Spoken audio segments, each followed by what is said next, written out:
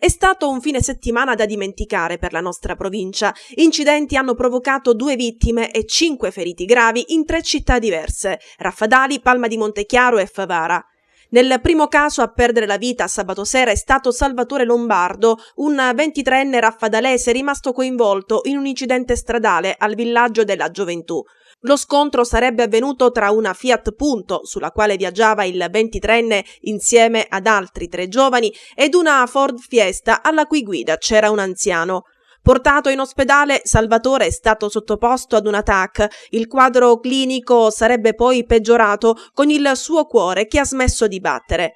Per tutti e 4 i feriti i medici si riservano la prognosi sulla vita. A Palma di Montechiaro invece a perdere la vita è stato Michele Sanfilippo, un imprenditore 40enne, sposato e padre di 2 bambini piccoli. L'uomo era uscito sabato pomeriggio intorno alle 16:30 per fare parapendio lanciandosi da Torre San Nicola.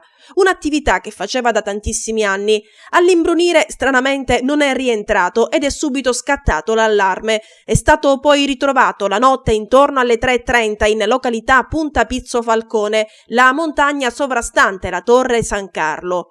Con gravi difficoltà respiratorie è stato portato in ospedale ad Agrigento, dove circa un'ora dopo ha cessato di vivere.